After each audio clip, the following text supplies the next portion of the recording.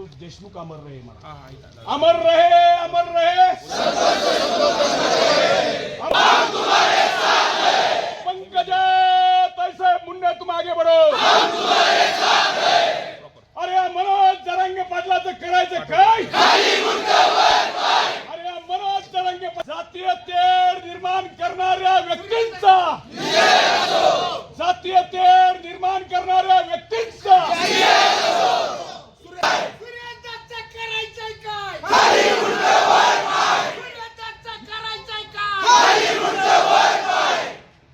ज्या ठिकाणी आपण पोलीस स्टेशनला सर्व जरांगे पाटलावर परभणीच्या वक्तव्यावरून गुन्हा नोंद झाला पाहिजे, ही आमची प्रमुख मागणी होती।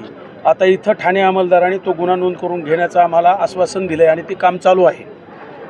आज महाराष्ट्रामधली परिस्थिती एकच आहे की वंजारी समाजाला टार्गेट करून विनाकारण आमचे नेते धनंजय मुंडे साहेब, पंकजाताई यांना विनाकारण टार्गेट करून समाजालाही टार्गेट केलं जातं आहे। याच्यामध्ये संतोष देशमुखाच्या हत्येप्रकरणी त्यांना फाशीची शिक्षा झाली पाहिजे हे पंकजाताई म्हणल्यात, धनंजय मुंडे साहेबही म्हणलेत, परंतु दोघांनाही वेगवेगळ्या पक्षात असल्यामुळं त्यांनी त्यांच्या नेतृत्वाने त्यांना मिनिस्ट्र्या दिल्या। इथं परिस्थिती अशी झाली की यांना मंत्रिपद मिळालं नाही, हे दुःख आणि शैल्य त्यांच्या मनात आहे, ते काय झाकून राहत नाही। पुरावा नसताना बोलता, पुरावा कुठलाच आपल्याकडे नाही।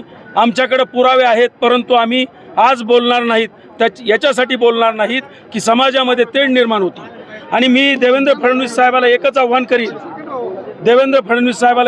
करील, मी की आपण एक तर सुरेश दसला युती धर्म पाळता येत नसला तर त्याला पक्षातून काढून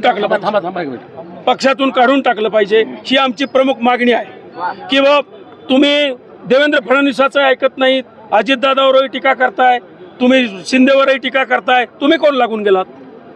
मी एक मीडियालाही मी विनंती करतो, मी ग्रामीण भागात काम करणारा कार्यकर्ता आहे, तुम्ही पुरावे घेतल्याशिवाय यांच्या वायफळ बडबडे ऐकविले नाही पाहिजेत। मी आमच्यासारख्याला बोला, आम्ही खरं बोलू।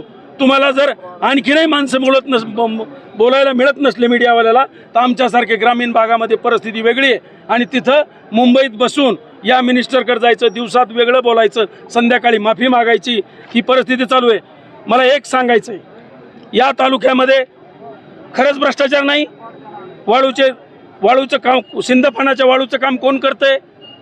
शोधा, मीडियाने शोधलं पाहिजे। आज अशी परिस्थिती, सुरेश दत्तचे नातेवाईक आहेत, सगळे नातेवाईक आहेत।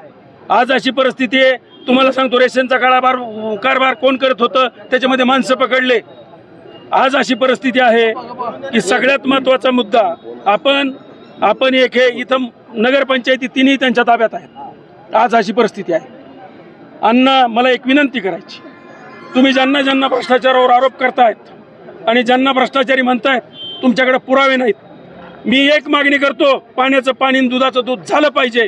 तिन्ही नगरपंचायतची स्पेशल देवेंद्र फडणवीस साहेबाला विनंती करतो की सुरेश दास खूपच धुतल्या तांदळासारखे साफ आहेत ना, तर तिन्ही नगरपंचायतची विशेष ऑडिट लावून चौकशी करा आणि त्यावेळेस कळेल की भ्रष्टाचार आष्टी पाटोदा आणि शिरूरमध्ये किती।